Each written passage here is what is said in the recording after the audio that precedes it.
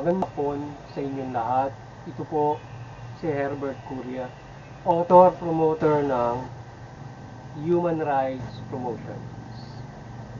Ang boses ng Human Rights Promotions sa malayong demokrasyang ito, iba't ang ating pananalig sa ating banal na Panginoon Diyos, banal na Panginoon Kristo at gabay ng Kalingwa na Ganiban ng Santa Maria, mula sa isyong ating nakalap at pagbabantay sa mabuting pamamahala, patas na hustisya at tao ay hinggil sa issue ng Semana Santa o Holy Week celebrations ngayong Abril 2, so ngayong araw na ito hanggang Abril 9 o yung sa linggo ng pagkabuhay o taong 2023 ngayong taong ito.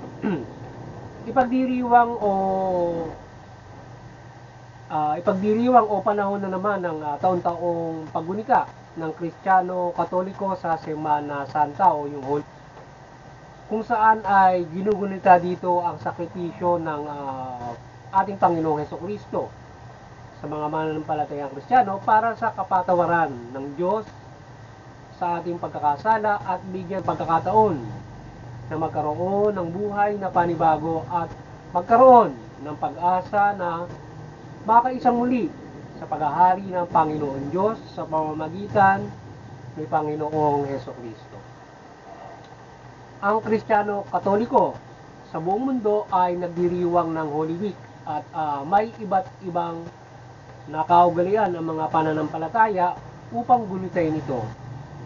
Dito at may mga nagpipenitensya sa iba't ibang paraan, may nagpapako din sa krus, at may nagsasagawa ng mga dula ng paghihirap at pagpapako sa krus ng Panginoong Kristo at mapabasa, etc. etc. So yun. So ngayon ay ang ating tinunghayan ay hinggil doon sa pagdiriwang o pagunita ng sakripisyo ng ating Panginoong Kristo na tinatawag week o Semana Santa. So yun. Yung Holy Week o yung Semana Santa, ito ay nakaugalian ng Kristiyano Katoliko na ipagdiwang taon-taon. So ito ay nagsisimula, ito ay Lenten season. Ito yung fasting ng ating Panginoon sa Kristo 40 days. 40 days itong Lenten season, kakibat itong Holy Week.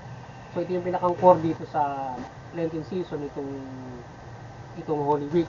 Dito isinasagawa ngayon yung programa o pagulitan na kung saan ay dito dito yung kalbaryo ng pagsakripisyo ng ipako ang ating Panginoon sa Kristo sa krus, kung saan ito ay ito yung pagunita nga kung saan kung paano isinugo ng Panginoon Diyos sa Panginoon sa Kristo para tayo ay ipatawarin sa ating pagkakasala.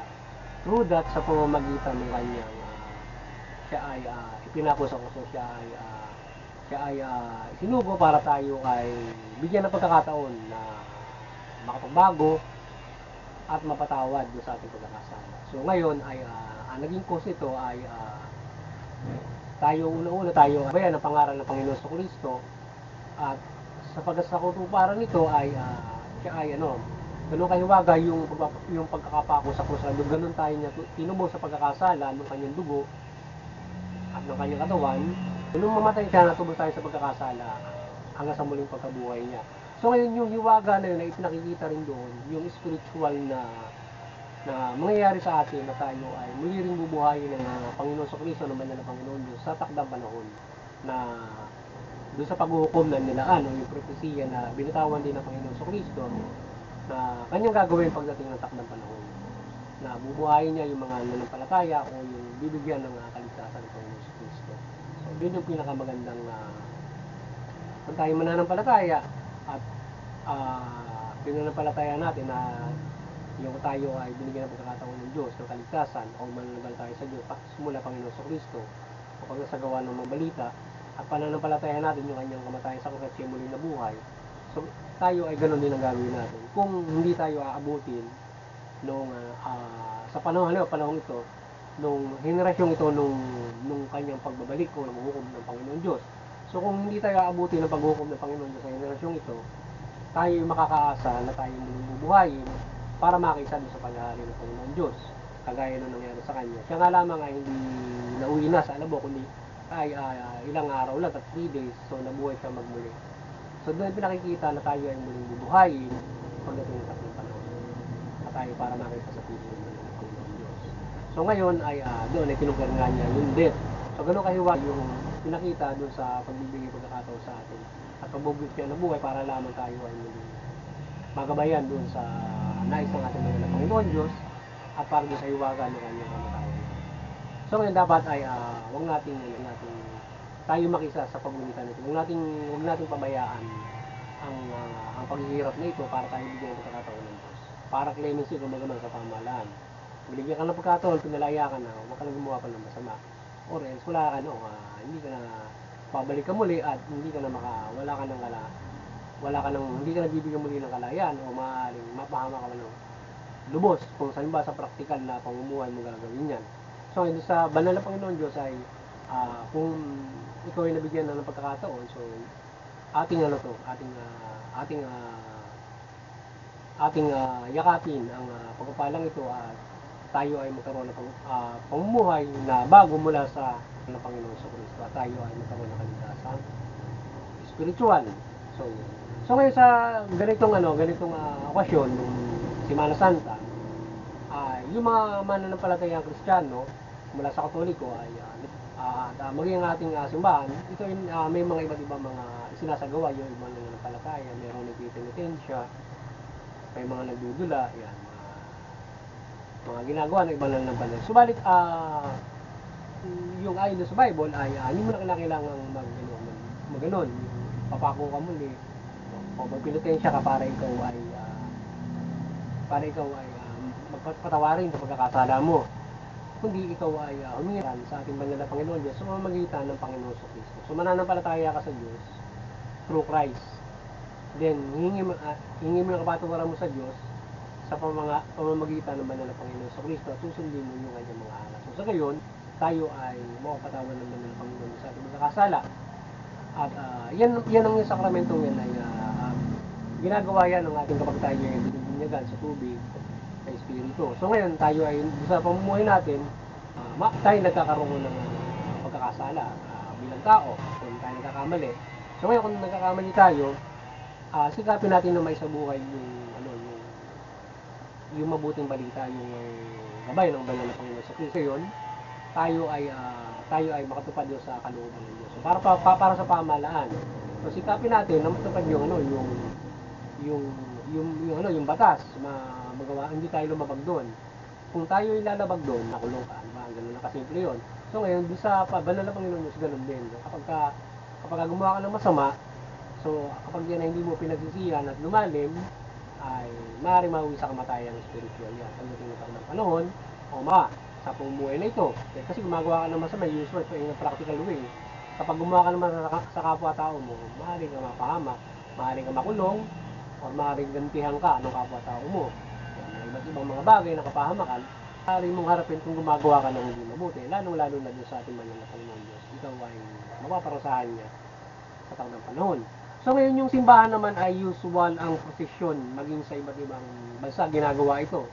So yung banal na misa ay ginagawa din at bago Semana Santa o Holy Week, ito ay kaakibat ng Lenten season nga na sinabi natin kanina, o yung 4-day fasting na pagsasapraktika ng mga Kristiyano Katoliko bilang paggunita dito ng ating Panginoon sa Kristo. So sinasagawa ng simbahan itong Lenten season simula doon sa Ash Wednesday at mga pagmimisa at sa buong linggo ng Semana Santa ay ito nga yung unang linggo ng ito.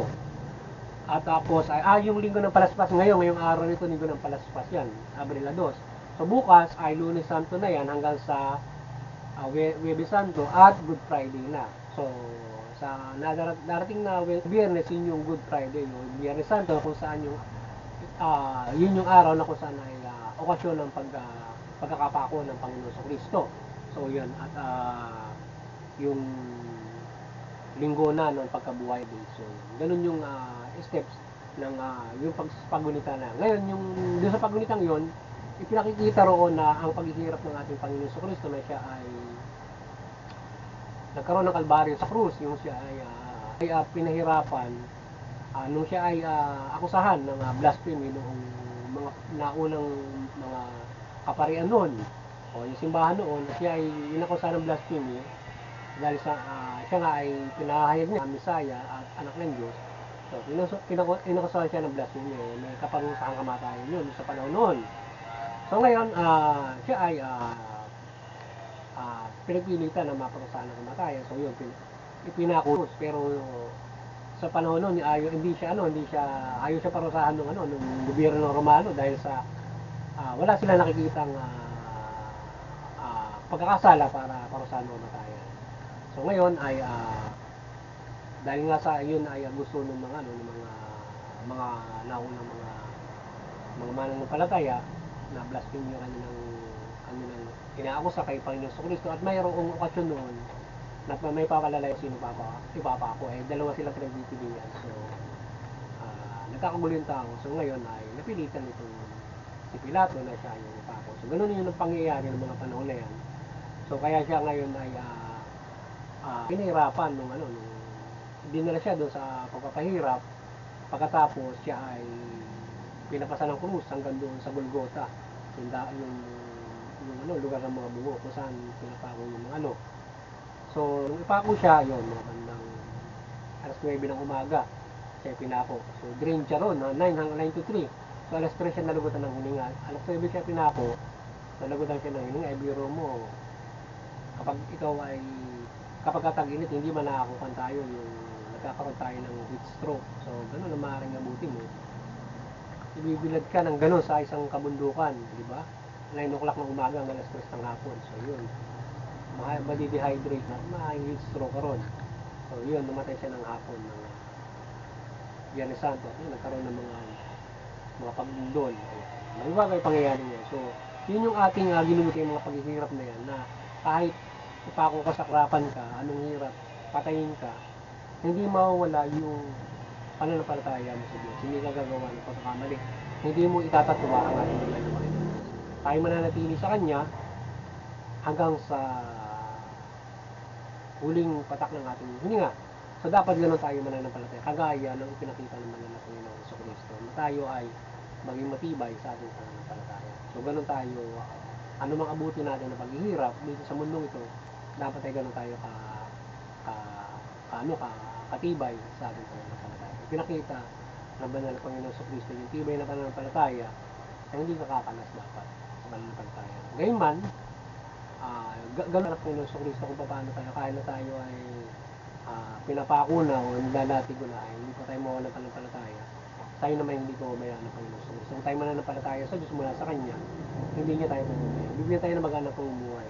So hanggang sa tayo ay abutin nating spoilage, or kung tayo man ay datnan niya sa paghuhukom niya. Alam ba itong henerasyon nito? Kung dinatnan niya tayo sa paghuhukom na nanampalataya tayo sa Kanya, sa pananampalataya sa Diyos, maaari tayo hindi makaranas ng kamatayan. So kung ikaw ay abutin ng spoilage mo, so bubuhayin ka muli sa pagbabalik niya.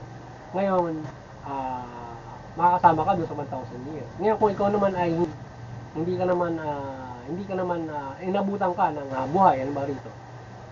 Di ba, maghuhukom.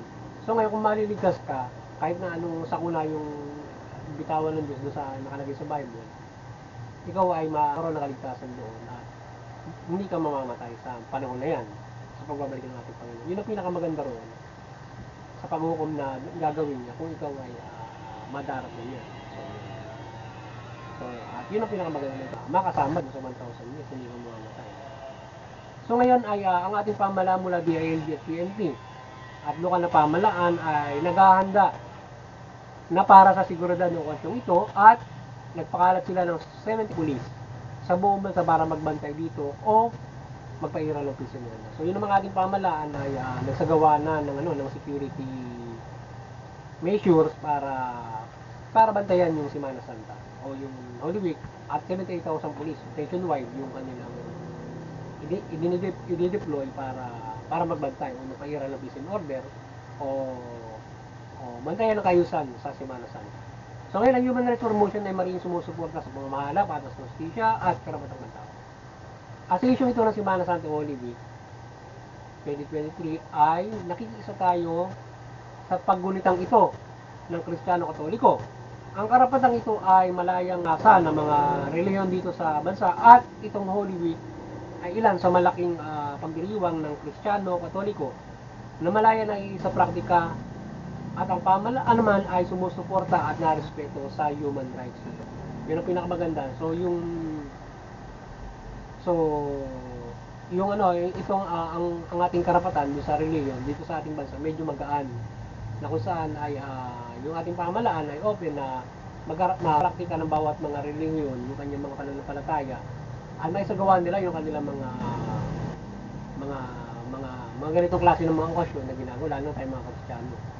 So tayo yung pamahalaan natin ay narito doon sa mga paniniwala, partikular doon sa Kristiyano Katoliko na naisagawa natin na Pasko, ito Holy Week.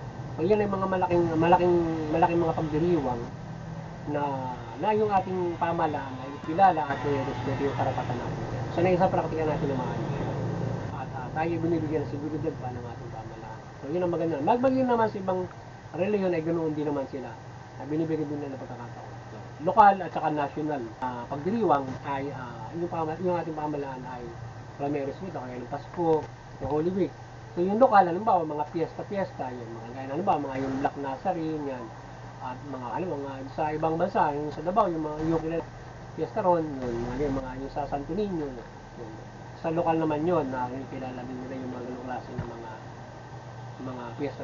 So ngayon ay ganun binibigyan ng ating pamahalaan ng pagkilala ang ating paniniwala at sila ay may respeto sa karapatan natin. So ating boses sa PNP at pamahalaan na pag-ibayuhin ng seguridad bilang pagrespeto sa karapatan at pagrespeto ng Panginoong Diyos at Yesu Kristo. Bilang ginawa ng Diyos ang pamahalaan upang makatuwang niya sa kabutihan ay magpahirap ito ng iba yung kabutihan sa okasyon ito mula tungkulin at atas ng atas sa inyo. So yun, tayo nagkasa boses sana pag-ibayuhin yung kanilang seguridad, yung pagpapakalam nila ng 75,000 na pulis at hindi lang sa okasyon ng Semana Santa, maging sa pag-apekta ng bawat mga rilo, partikular sa Kristiyano, upang ito ay sasagawa ng kanilang pananampalataya nang walang gumagawa ng mga hindi ito naaantala o nagugulo. Kagaya ng alam mo, may mga ibang kagaya sa Mindanao, mga simbahan natin doon ay ginagawa ng hindi mabuti ng mga ibang mga maaaring ayaw o may hate crime sa mga Kristiyano o Katoliko. So yun ang nagiging problema. Kaya yung sa mahalagang bagay para sa bawat mga reliyon upang ito ay kanilang maisa-practice. Sapagkat may mga tao na galit sa reliyon o maaaring kalaban o maaaring reliyon din na ayaw sa reliyon na ganoon. So isang bagay na dapat na magkaroon ng fair securities for every religion para hindi nagkakaroon ng klase ng abuso. So ating hinikayat ang lahat na mamamayang Pilipino maging iba't ibang reliyon na Semana Santa mula sa iba't ibang spiritual na sinasagawa ng simbahan, lalo na sa pag-iisa sa misa, partikular sa Linggo ng Palaspas at Biyernes Santo at Linggo ng Pagkabuhay. Hindi lamang yan, may ibang selebrasyon at ginagawa ang simbahan sa Holy Week, kagaya ng prosesyon, etc.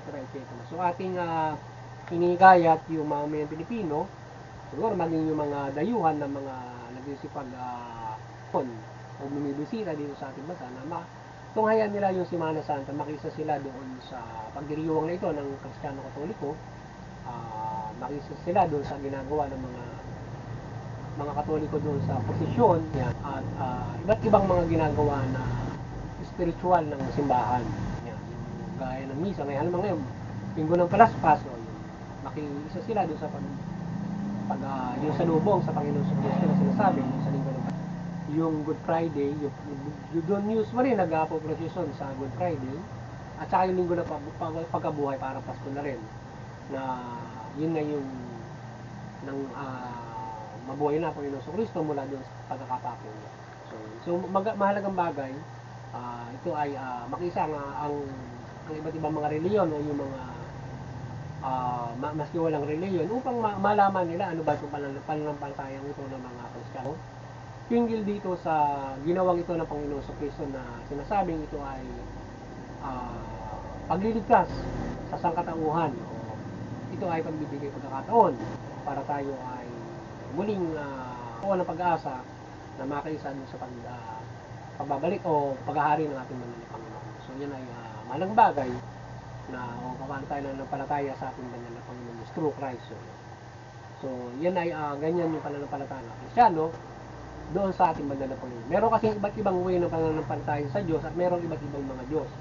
So ngayon ay yung Diyos na pinapanampalatayahan na natin, so meron siyang sugo yung anak niya para tayo sa kanya. So ganun kasi yung proseso ng Panginoon Diyos para manampalataya sa kanya.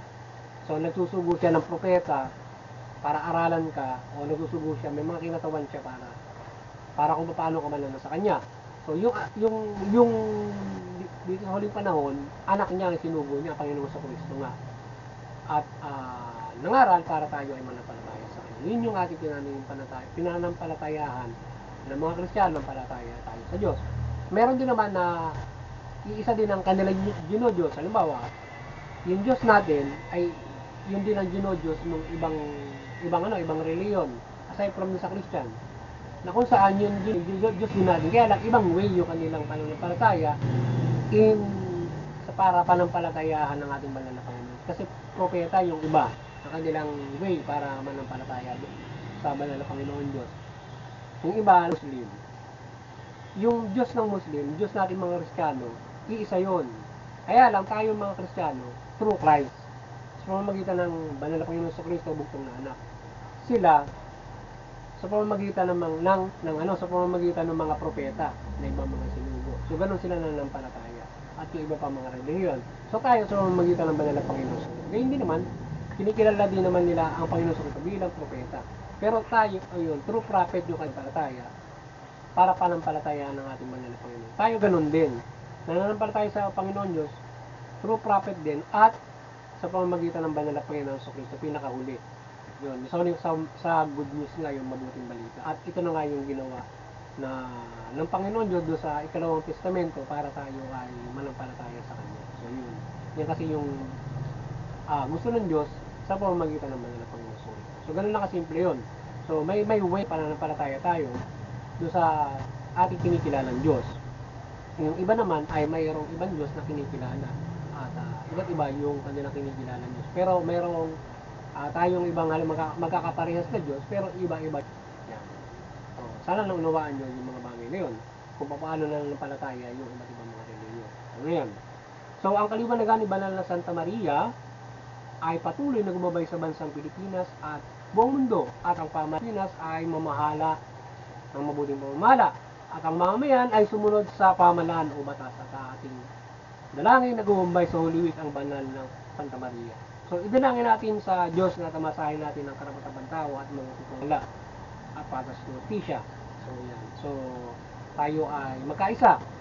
Sana tayo ay gabay ng kaliwanagan ni Banal Santa Maria ngayong Holy Week at tayo ay manampalataya na tayo bigyan ng mabuting pamahalaan. At yung karapatan natin ay tamasahin natin at ito ay bigay ng ating pamahalaan. At tayo ay magkaisa na suportahan ito. At magagawa natin yan kung tayo ay